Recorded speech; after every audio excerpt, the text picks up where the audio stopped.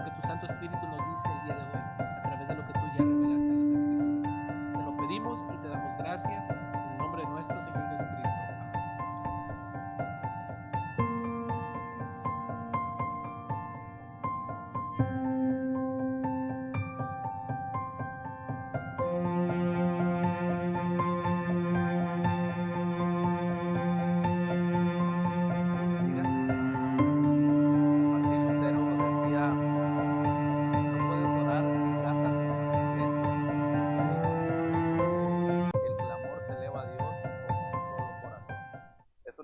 Poder estar el día de hoy aquí reunidos, la iglesia reunida para adorar, para alabar a nuestro Dios, para recibir su palabra. Es realmente un gozo y una alegría, hermanos. Bien, mis hermanos, los voy a invitar a que por favor abran sus Biblias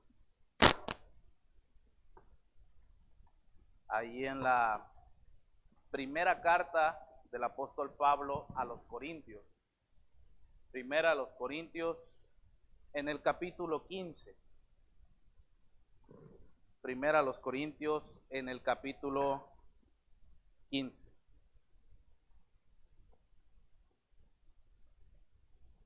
Cuando lo tengan, me dicen amén.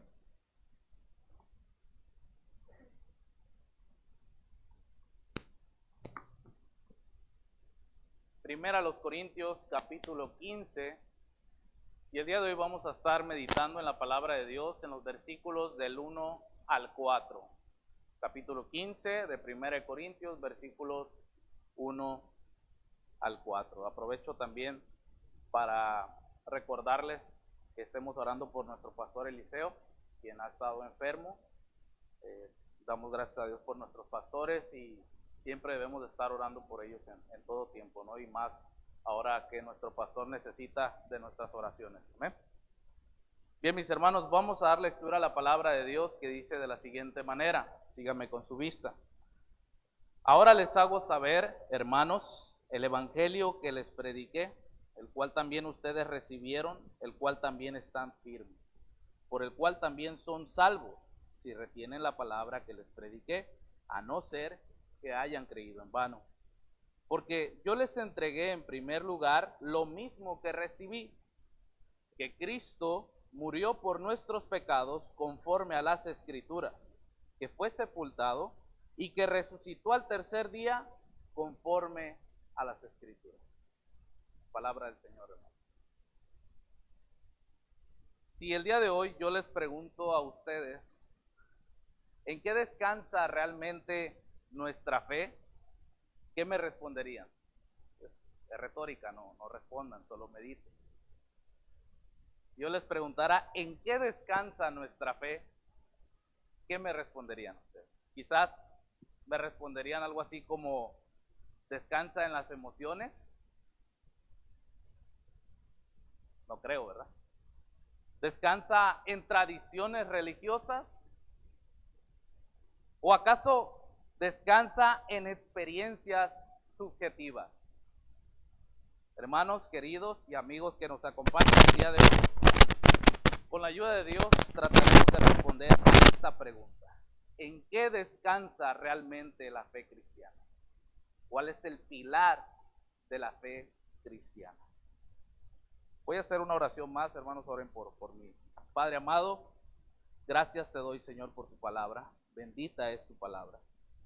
Ella es perfecta, que convierte el alma, Señor. Sin embargo, yo soy un hombre imperfecto, falible, con muchos errores, con muchas debilidades, por lo cual te pido que me ayudes, Padre. Te pido que tu Espíritu Santo el día de hoy hable a nuestros corazones por medio del texto. Que sea tu palabra exaltada y tu nombre glorificado. Te pido, amado Padre, que bendigas la vida de los oyentes, especialmente de aquellos que aún no han nacido de nuevo. También te pido por la iglesia, para que sea edificada y salga de este lugar alentada, fortalecida y motivada por el poder de tu Espíritu Santo en la palabra. Todo esto te lo pido en el nombre que es sobre todo nombre, en el nombre del Señor Jesucristo. Amén.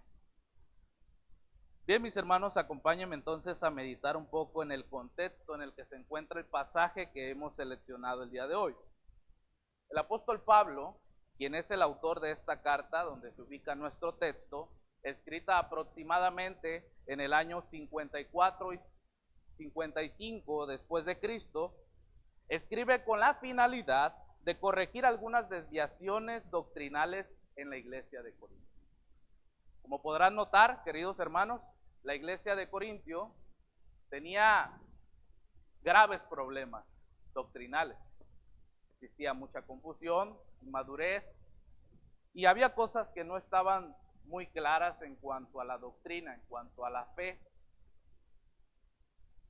Y la ciudad de Corinto, donde se ubica esta iglesia de Corinto, aparentemente esta iglesia, fundada por el apóstol Pablo en su segundo viaje misionero alrededor del año 50, era una ciudad comercial, un centro comercial, debido a que su ubicación era una ubicación estratégica que la hacía conectar con el norte y el sur de Grecia, convirtiéndola así en un centro clave de comercio jónico y el mar Egeo. Había dos puertos muy conocidos, que era el Equeo, que se ubicaba en el oeste, y Cencrea, que se ubicaba hacia el este. El apóstol Pablo menciona a una hermana que pertenecía a esa iglesia en Romanos capítulo 6, versículo 1. Pero no solo era importante por ser un centro comercial, sino también por ser un epicentro religioso pluralista, lleno de sincretismo y profundamente pagano. El sincretismo era básicamente una mezcla de diversas religiones. Y era un lugar profundamente pagano. Había una gran cantidad de religiones. Queridos hermanos, era el contexto en el que vivían los cristianos de la iglesia de Corinto. Este ambiente, por supuesto, queridos hermanos y amigos, explica muchos de los problemas con los cuales Pablo de Tarso tuvo que tratar en la primera y segunda carta a los Corintios. Y en este texto no es la excepción. El apóstol Pablo va a abordar de manera de apologética o defensa de la fe el pilar donde descansa la fe cristiana. Pero no solo haciendo una afirmación doctrinal y o teológica, sino que presentará una defensa del Evangelio basada en hechos históricos verificables y el testimonio apostólico. Vuelvo a repetir, el apóstol Pablo a través de este texto va a hacer la defensa de la fe basándose no en meras afirmaciones doctrinales o teológicas, sino va a presentar su defensa del Evangelio basándose en hechos históricos verificables y el testimonio apostólico. Por lo que en este texto aprenderemos que el Evangelio que salva no descansa en un concepto abstracto, filosófico o emocional, sino en una realidad concreta, histórica y transformadora. Lo vuelvo a repetir. El Evangelio que salva, en este texto aprenderemos que el Evangelio que salva no descansa en conceptos abstractos, es decir, en aquellas cosas que no se pueden tocar, ver ni conocer con los sentidos. Esto es algo abstracto, algo que no se puede ver, tocar, algo que no es real físicamente, sino solamente ideas. El Evangelio que salva no descansa en ese tipo de conceptos, tampoco descansa en conceptos filosóficos o emocionales, sino que descansa en una realidad concreta, histórica y transformadora. Descubramos juntos entonces cuál es esa realidad histórica, concreta y transformadora a través del texto. He dividido el texto, hermanos, en dos partes, ¿ok? Parte 1, los versículos 1 y 2, veremos el beneficio de recibir el Evangelio. Versículos 1 y 2, el beneficio de recibir el Evangelio. Parte 2, versículos 3 y 4, veremos el contenido del Evangelio. ¿De acuerdo? Vayamos entonces a la primera parte de nuestro sermón. Versículo 1 y 2. Presta atención, vea conmigo el texto. Ahora les hago saber, hermanos, el evangelio que les prediqué, el cual también ustedes recibieron, el cual también están firmes, por el cual también son salvos, si retienen la palabra que les prediqué, a no ser que hayan creído en vano. Cuando Pablo dice, ahora les hago saber, hermanos, el evangelio que prediqué, el apóstol Pablo no les está entregando una nueva información a la iglesia de Corinto, sino que está reafirmando lo que la iglesia de Corinto ya conocía y creía, que era el evangelio.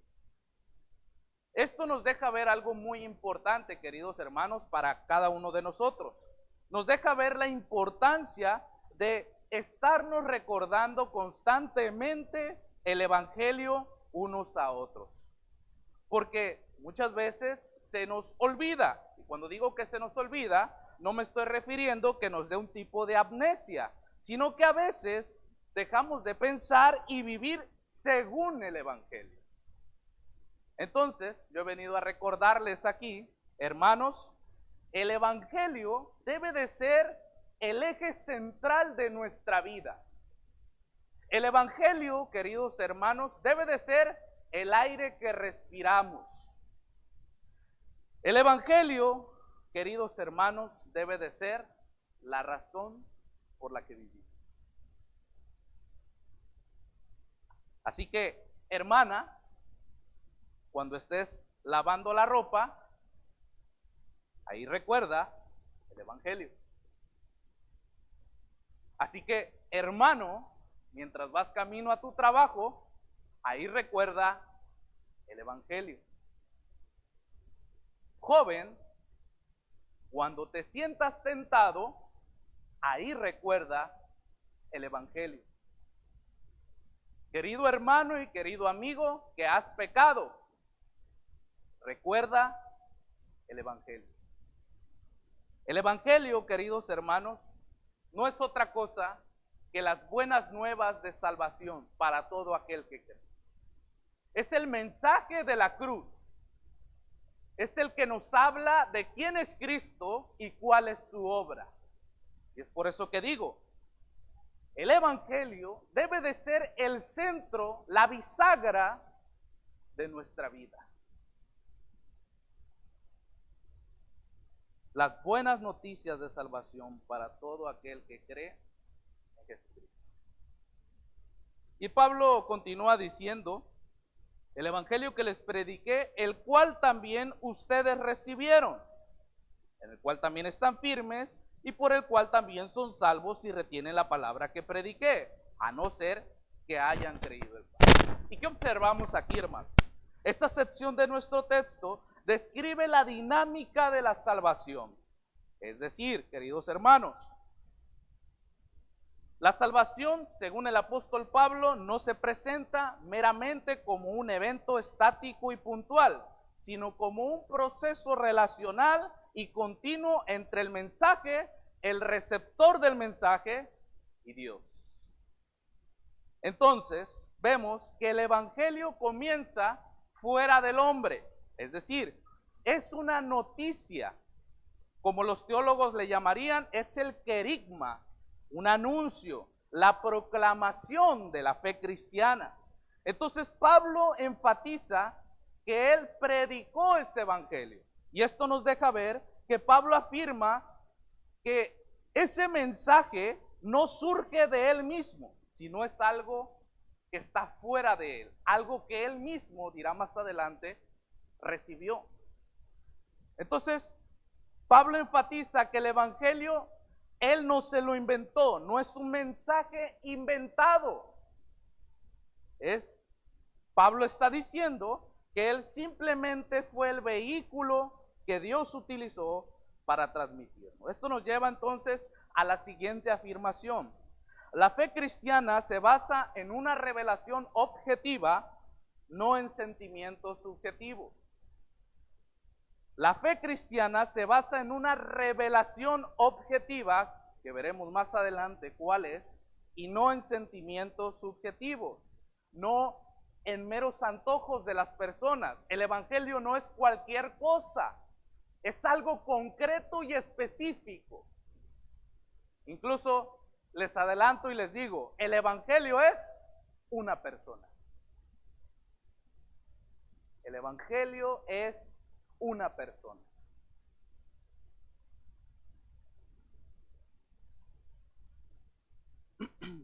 Pero también Pablo afirma que la iglesia de Corinto recibió ese mensaje, ese anuncio, el evangelio. Y el verbo recibir en el griego significa tomar, recibir mediante la demostración de una fuerte iniciativa personal. En otras palabras, ellos se aferraron con fuerza, lo tomaron con fuerza. No solamente escucharon, sino que lo tomaron para sí. En Corintio, esto implicó, queridos hermanos, en el contexto, implicó un giro radical de sus trasfondos paganos hacia la exclusividad de Cristo. Recuerden, ellos vivían en un trasfondo cultural rodeado de diversas religiones, de mucho sincretismo de las religiones. Y al ellos recibir y tomar, apropiarse del mensaje del evangelio, queridos hermanos, esto significaba que ellos estaban rechazando todas esas filosofías, todas esas costumbres, todas esas religiones para volverse exclusivos de Cristo. Y esto, hermanos, nos recuerda aquella gran parábola que nuestro Señor Jesucristo mencionó allí en Mateo capítulo 13, versículo 45 y 46, la parábola de la perla de gran valor, que dice: también el reino de los cielos es semejante a un mercader que busca buenas perlas, que habiendo hallado una perla preciosa, el evangelio, fue y vendió todo lo que tenía y la compró. Porque esto es el evangelio. Es lo más preciado, por lo cual recibir el evangelio requiere que al mismo tiempo abandonemos todo lo demás. Viejas filosofías, viejas costumbres, por volvernos exclusivos de Cristo. Pablo continúa diciendo, en el cual también están firmes o perseverando. Aquí la fe, hermanos, se convierte en una identidad. No es algo que visitan los domingos, sino algo continuo. Quiero que observen ese detalle, en el cual ustedes perseveran, el cual ustedes siguen, en el cual andan. Porque vivir el evangelio, hermanos, no se trata únicamente de una visita los domingos. Vivir el evangelio se trata de una vida continua, de un andar diario.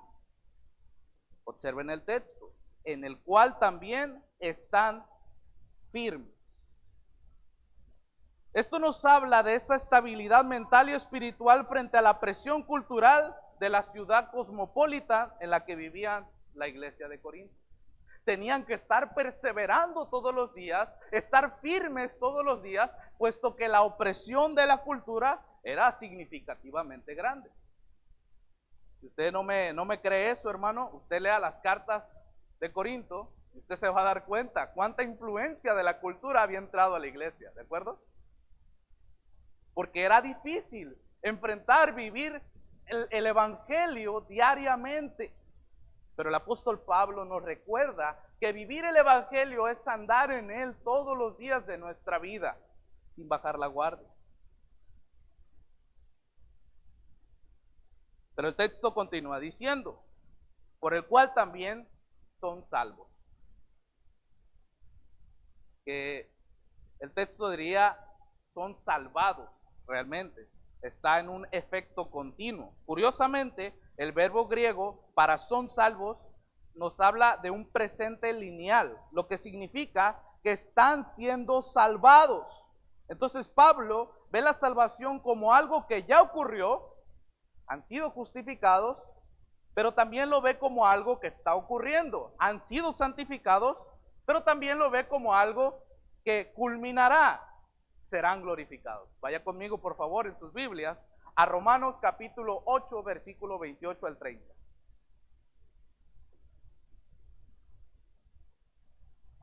Y dice así la palabra del Señor. Y sabemos que para los que aman a Dios, todas las cosas cooperan para bien. Esto es para los que son llamados conforme a sus propósitos. Porque a los que de antemano conoció, también los predestinó a ser hechos conforme a la imagen de su Hijo, para que Él sea el primogénito entre muchos hermanos. A los que predestinó, a estos también llamó. A los que llamó, también justificó. Y a los que justificó, también glorificó. Pero luego Pablo, hermanos, en el texto, incluye una cláusula condicional. Observen el texto una vez más. Y dice, si retenéis o si retienen la palabra. Si retienen la palabra. Él dice, este evangelio que yo les prediqué, ustedes lo recibieron, lo abrazaron, se apropiaron de él, ahora perseveran en él. Pero luego les dice, y este que lo han abrazado y que andan en él, los hace ser salvos. Pero luego les dice, y aquí introduce esa cláusula condicional y les dice, si en verdad retienen la palabra, o si no habéis creído en vano. Y esto, hermanos, es uno de los puntos más debatidos del texto y cruciales del pasaje. Pero permítame explicarlo. El concepto de retener, la palabra griega, implica sujetar con fuerza o hacer posesión de. Pablo, hermanos, advierte que el evangelio solo es eficaz si el creyente se aferra de forma específica de la doctrina enseñada. Ve aquí, el texto no está hablando de que la salvación se puede perder. El texto de lo que en realidad está hablando, hermanos, es de creer la doctrina correcta.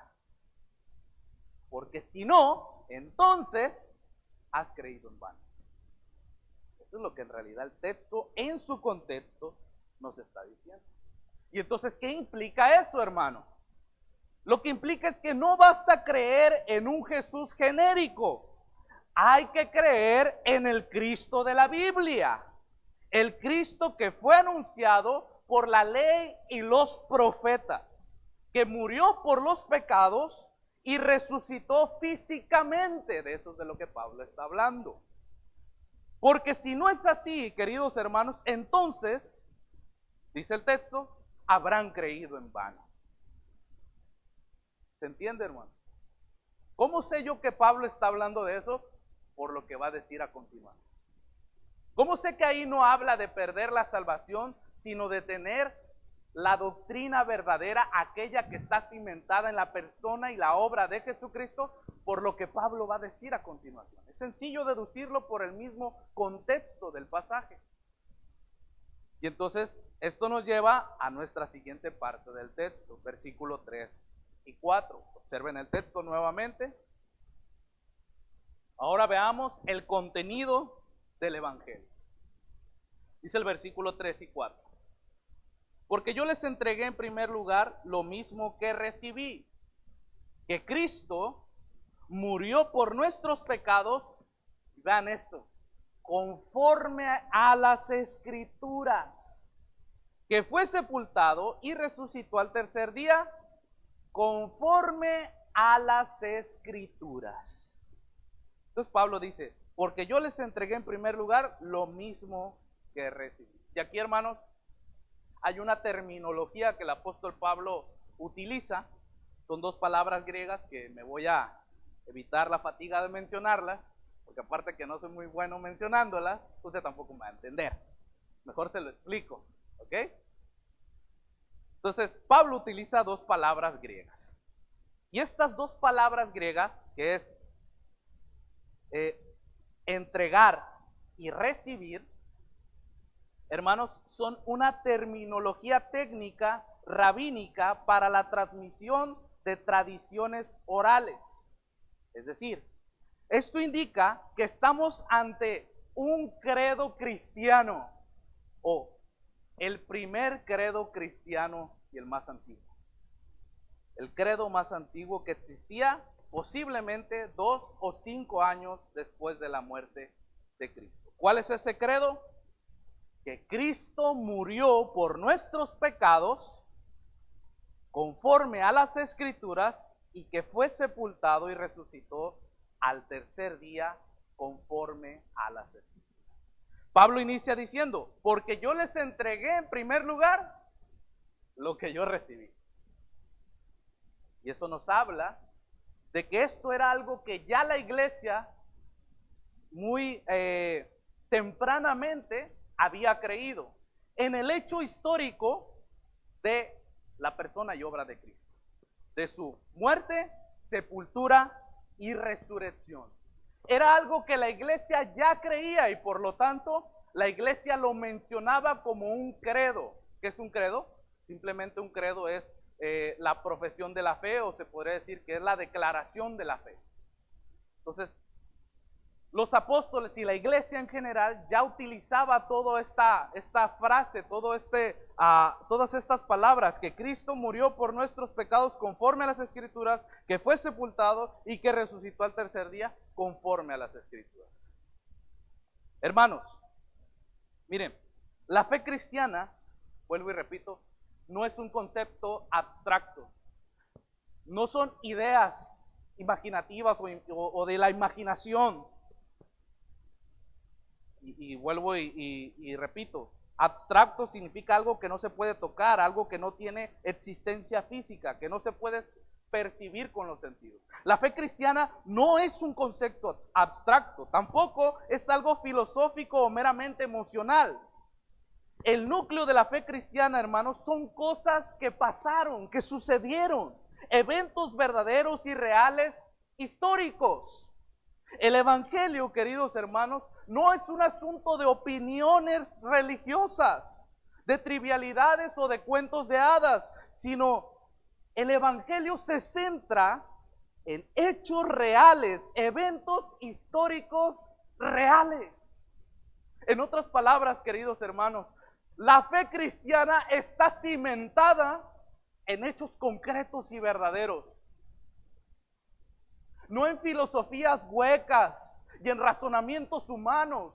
Está cimentada en hechos verdaderos, concretos, en que Cristo, quien vino a esta tierra, quien se hizo hombre siendo Dios, fue muerto, sepultado y resucitó con poder y gloria. Eso es, hermano, nuestra fe. Esta es la centralidad de la fe cristiana.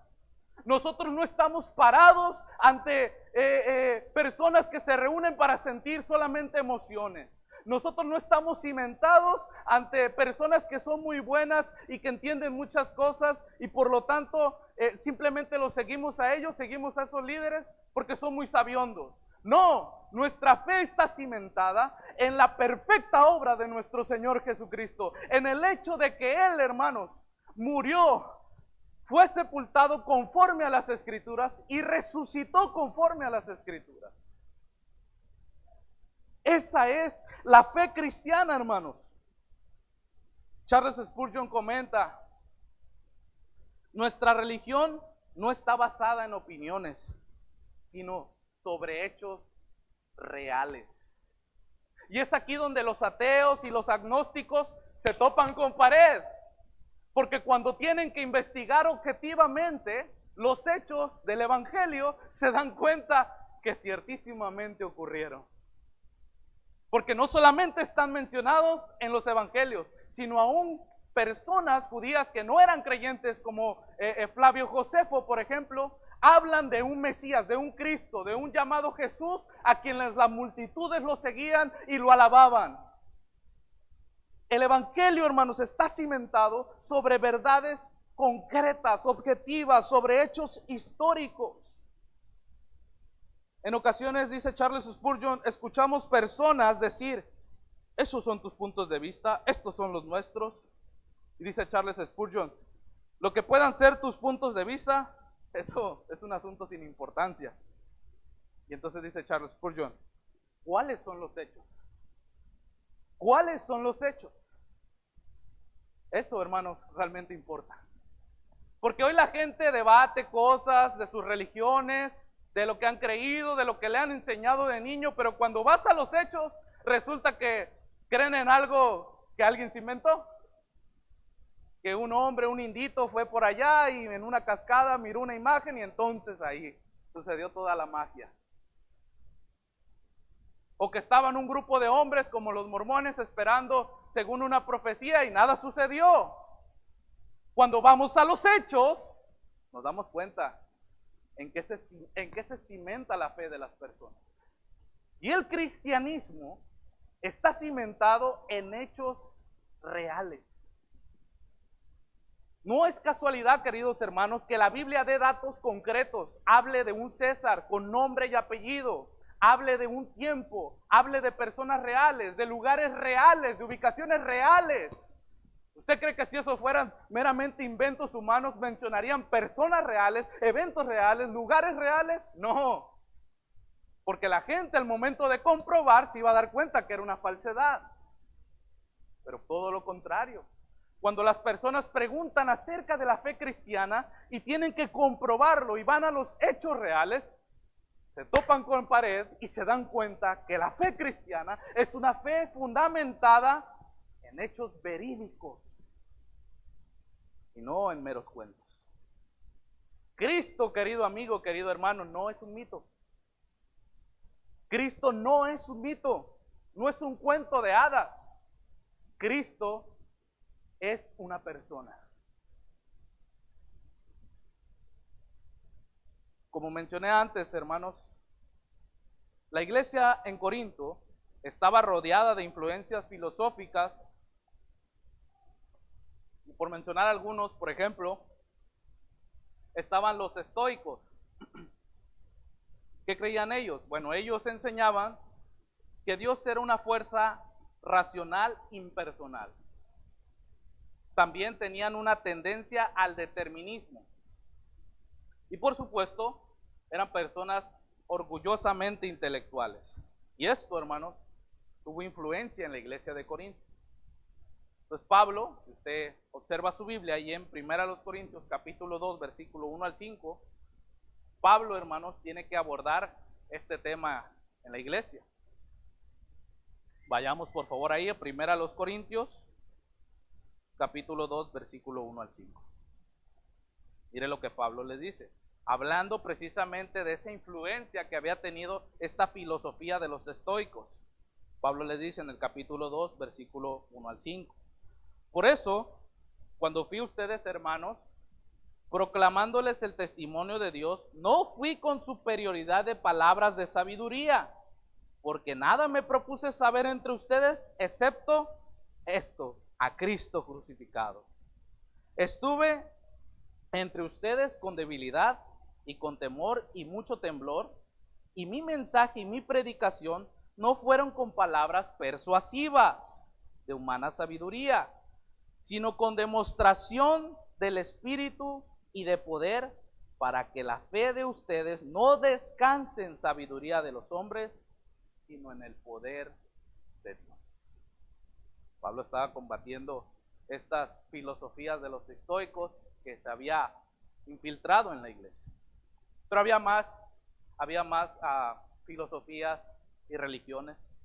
Estaba también el platonismo y dualismo platónico. Ellos enseñaban una separación radical entre el mundo material y el mundo espiritual. Para los que seguían esta filosofía platónica, el mundo material era muy inferior y el mundo espiritual era muy superior. Era tan inferior el mundo material que ellos decían frases como estas: el cuerpo es una prisión del alma. El cuerpo para ellos era algo malo. De ahí viene también la influencia de los gnósticos, los ascéticos. Y entonces esto comenzó a tener cierta influencia en la iglesia de Corinto, de tal manera que algunos de la iglesia comenzaron a despreciar su cuerpo y se empezaron a envolver en inmoralidades sexuales. Vaya conmigo nuevamente allá primera a los Corintios, capítulo 6, versículo 12 al 20. No lo lea, pero lo que dice ahí es que el cuerpo, Pablo les exhorta y le dice, el cuerpo no es para la fornicación, sino para el Señor, porque el cuerpo es templo del Espíritu Santo. Pablo tiene que exhortarles y defender la fe cristiana y decirles, no se dejen influenciar por estos hombres que tienen esta filosofía hueca y vana del platonismo, que menosprecian el cuerpo. Pablo les dice, no, tu cuerpo es templo del Espíritu Santo. Y por supuesto, ellos negaban, el platonismo negaba la resurrección corporal. Negaban la resurrección corporal. Entonces Pablo, queridos hermanos, aborda el tema de la resurrección apelando a un hecho comprobable, una realidad concreta, histórica y transformadora. ¿Cuál es esa realidad? Que Cristo murió por nuestros pecados, que fue sepultado conforme a las Escrituras y que resucitó conforme a las Escrituras. Este texto, hermanos, presenta de manera clara y contundente la unión inseparable entre el Jesús de la historia y el Cristo de la fe. ¿Por qué digo esto? Si no lo sabe, hermano, amigo, hay quienes afirman, porque no les queda de otra, creer que existió en un Jesús histórico, porque hay bastante evidencia histórica. Entonces, la manera en que ellos evaden a Dios y a su pecado, es decir, sí, creo que hubo un Jesús histórico, pero no creo en ese Cristo de la fe. Yo creo que Jesús sí existió y era un buen hombre, un buen maestro, un buen rabino, pero no creo que haya resucitado muerto, mucho menos creo que él haya muerto y resucitado. Pero ¿saben qué, hermanos? Las declaraciones del apóstol Pablo en este texto nos deja sin esa excusa a las personas. No se puede separar al Jesús de la historia del Cristo de la fe, porque ese Jesús fue el que murió por nuestros pecados, el que fue sepultado y el que también resucitó conforme a las Escrituras. El texto continúa diciendo que Cristo murió por nuestros pecados conforme a las Escrituras y que fue sepultado y que resucitó al tercer día conforme a las Escrituras. Número 1, que Cristo murió por nuestros pecados. Esta afirmación es muy importante. Cada palabra aquí es muy importante, hermanos, en el texto. Pablo hace una afirmación cargada de mucho peso teológico y de poder redentor. Primero, dice, Cristo murió.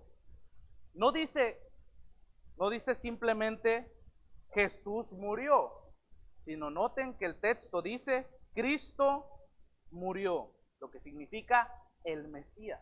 Y eso tiene una carga una carga pesada, una carga teológica muy pesada. Eso conlleva una realidad que estaba expresada en el Antiguo Testamento.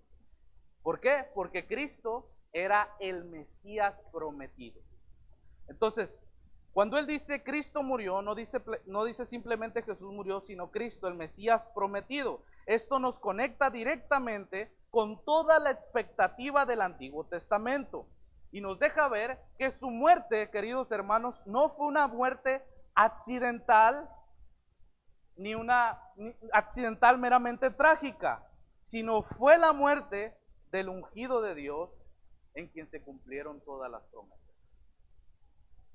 Por eso Pablo dice, Cristo murió. Segundo, también Pablo dice, murió por nuestros pecados. Esta pequeña frase, hermanos, destruye toda la religión basada en el mérito humano. Porque Cristo no murió como mártir, ni como ejemplo moral, ni como víctima de injusticia solamente.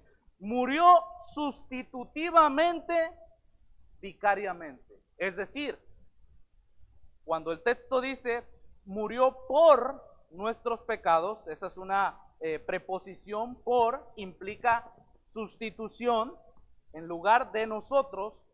Aquí, hermanos, este es el escándalo del evangelio. ¿Por qué? Porque el problema del hombre no es la ignorancia. El problema del hombre, ¿sabe cuál es, hermanos? El pecado. El problema del hombre no es la falta de educación. El problema del hombre no es que vive en un ambiente tóxico. El problema del hombre no es que está en la ciudad equivocada, en el tercer mundo. El problema del hombre es el pecado. Pablo dice, Cristo murió por nuestros pecados. El pecado, hermanos, no es una debilidad superficial, sino una rebelión profunda contra Dios Santo. Por lo tanto, la solución no puede ser una mejor educación. La solución no es una reforma social. La solución, hermanos, no es la autoayuda. La solución es la obra expiatoria de Cristo. Esa es la solución al pecado. La obra expiatoria de Cristo. Cristo, hermanos, cargó la culpa que no era suya. El justo sufrió por los injustos. Él absorbió la ira que nosotros merecíamos. Y Pablo añade, y esto es tremendo, Pablo añade, conforme a las Escrituras. Conforme a las Escrituras. Esto significa, hermanos, que la cruz de Cristo no fue un plan de emergencia de Dios. Ni siquiera es la reacción de Dios ante el fracaso humano. La cruz fue el cumplimiento exacto de lo que Dios había revelado desde siglos atrás en la ley, en los salmos y en los profetas. Vaya conmigo, por ejemplo, a Isaías, capítulo 53. Miren lo que dice. ¿Quién ha creído a nuestro mensaje? ¿A quién se ha revelado el brazo del Señor? Creció delante de él como renuevo tierno, como raíz de tierra seca. No tiene aspecto hermoso ni majestad para que lo miremos, ni apariencia para que lo deseemos. Fue despreciado y desechado de los hombres, varón de dolores, y experimentado en aflicción, y como uno de quien los hombres esconden el rostro. Fue despreciado y no lo estimamos. Vean el texto, hermano. Ciertamente Él llevó nuestras enfermedades y cargó con nuestros dolores. Con todo, nosotros lo tuvimos por azotado, por herido de Dios y afligido. Pero Él fue herido por nuestras transgresiones, molido por nuestras iniquidades. El castigo de nuestra paz cayó sobre Él. Y por su llaga y por sus heridas hemos sido sanados. Todos nosotros nos descarriamos como ovejas, nos apartamos cada cual por su camino, pero el Señor hizo que cayera sobre Él la iniquidad de todos nosotros. Fue oprimido y afligido, pero no abrió su boca. Como cordero que es llevado al matadero y como oveja que ante sus trasquiladores permanece muda, Él no abrió su boca. Por opresión y juicio fue quitado. Y en cuanto a su generación, ¿quién tuvo en cuenta que Él fuera cortado de la tierra de los vivientes por la transgresión de mi pueblo, a quien correspondía la herida? Si se dispuso con los impíos su sepultura, pero con el rico fue su muerte, aunque no había hecho violencia ni había engaño en su boca. Pero quiso el Señor quebrantarlo, sometiéndolo a padecimientos, cuando Él se entregue a sí mismo como ofrenda de expiación. Verá su descendencia, prolongará sus días, y la voluntad del Señor en su mano prosperará. Debido a la angustia de su alma, Él lo verá y quedará satisfecho. Por su conocimiento, el justo, mi siervo, justificará a muchos, y cargará las iniquidades de ellos. Por tanto, yo le daré parte con los grandes y con los fuertes repartirá despojos, porque derramó su alma hasta la muerte. Y con transgresores fue contado, llevó el pecado de muchos e intercedió por los transgresores. Ese es nuestro Cristo, hermano. Aquel que, siendo justo, murió por los hijos. Su muerte no fue un accidente. Su muerte ni siquiera fue la respuesta de Dios a la humanidad caída, al pecado del hombre. Su muerte fue el plan perfecto de Dios para mostrarnos su amor. Porque de tal manera amó Dios al mundo, que dio a su Hijo unigénito, para que todo aquel que en Él cree no se pierda, mas tenga vida eterna. San Juan 3:16.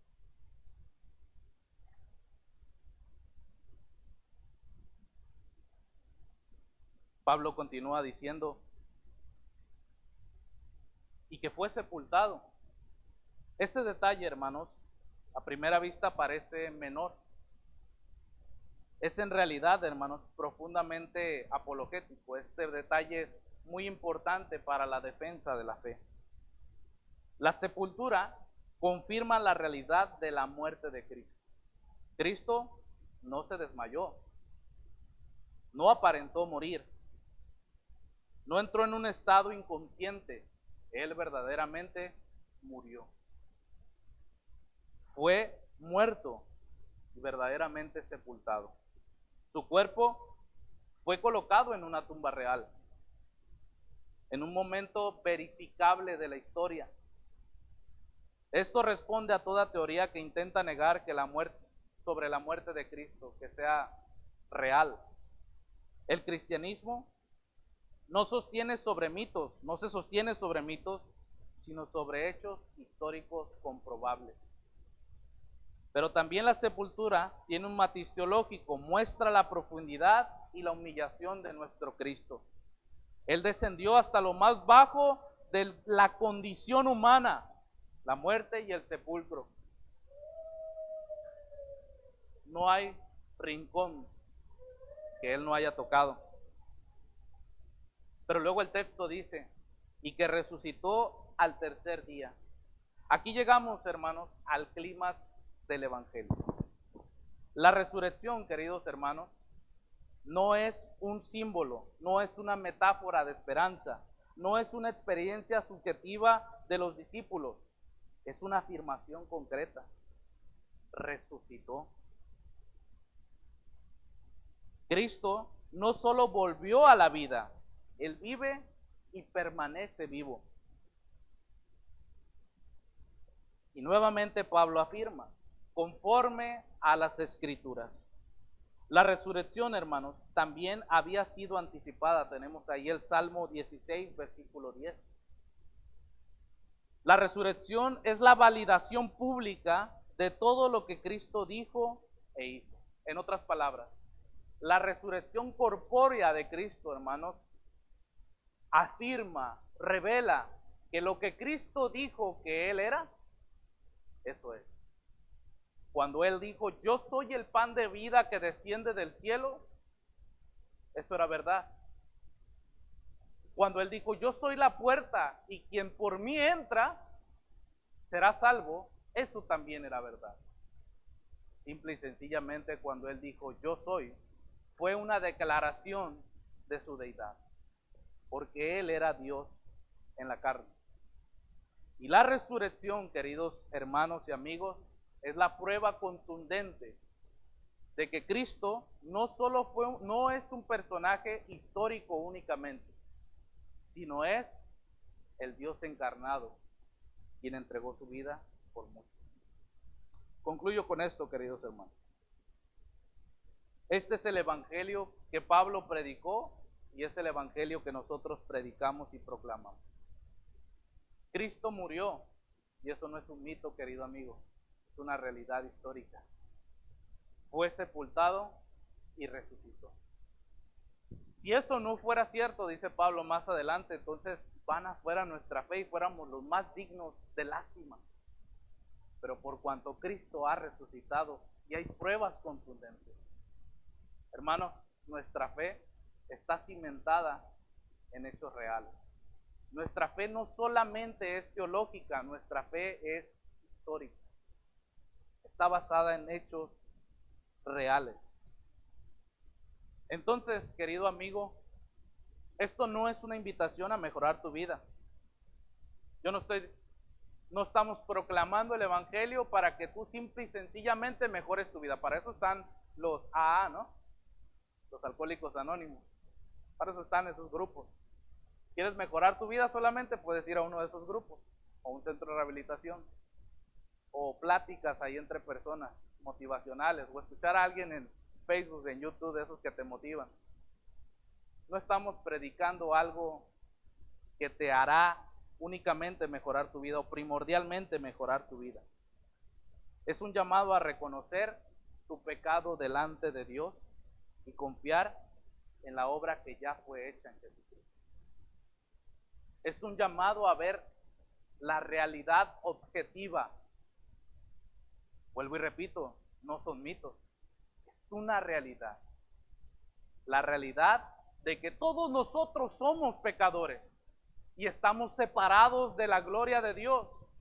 Pero para eso Dios envió a su Hijo Jesucristo a morir por nuestros pecados, para que ahora el hombre pueda volver a tener comunión con Dios por medio de la fe en su Hijo Jesucristo. No se trata de lo que tú puedes hacer por Dios, sino de lo que Dios ya ha hecho por ti en Cristo Jesús. La pregunta no es si este mensaje es relevante o si estás dispuesto a cambiar simplemente tu forma de pensar. La pregunta es, ¿estás dispuesto a rendirte a ese Cristo verdadero que murió, fue sepultado y resucitó? ¿Estás dispuesto a hacerlo? Porque si Cristo murió por los pecados, entonces tú eres más pecador de lo que creías. Si Cristo murió por nuestros pecados, entonces tú y yo somos más pecadores de lo que creíamos.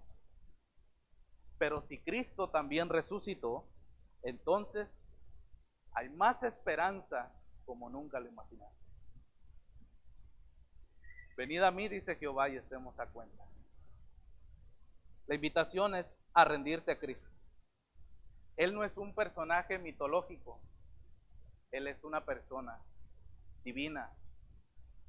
No fue creado, Él es preexistente. Y Colosenses dice que por Él y para Él fueron creadas todas las cosas. San Juan dice que en Él está la vida y Él es la luz de los hombres. Él dijo, yo soy el camino, la verdad y la vida, y nadie puede ir al Padre, reconciliarse con el Padre, a no ser por medio de mí.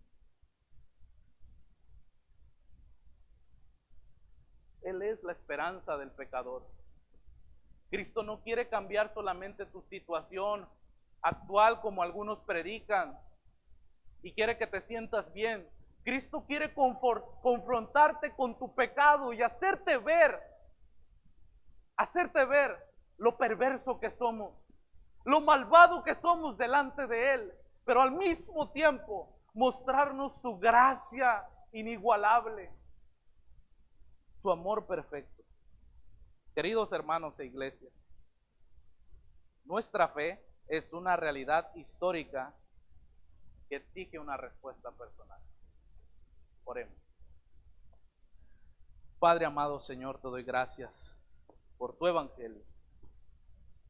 Señor, estoy seguro, convencido de la verdad de tu evangelio, porque está basada no en mitos, no en tradiciones de las religiones, está basada en una fe histórica, verdadera, en hechos reales y contundentes que fortalecen nuestra fe, que nos hacen vivir cada día más confiados, porque sabemos que aquel que inició la obra en nosotros también la perfeccionará, y que aquel que dijo, que no nos abandonaría, que no nos dejaría solos, que estaría con nosotros, cumples tu palabra. Porque Él mismo fue el que dijo que sería muerto, pero que en 3 días sería levantado. Pues hablaba de sí mismo, hablaba de su cuerpo, de su resurrección corpórea. Padre, gracias por tu Hijo Jesucristo. Gracias, Señor Jesucristo, por tu obra en la cruz. Porque es a través de esa obra perfecta y de esa gracia inigualable en que el día de hoy podemos acercarnos a ti para pedirte perdón y rogarte que nos reconcilies, amado Señor, con el Padre. Padre, perdona nuestros pecados y haznos uno en tu Hijo Jesucristo. Amén.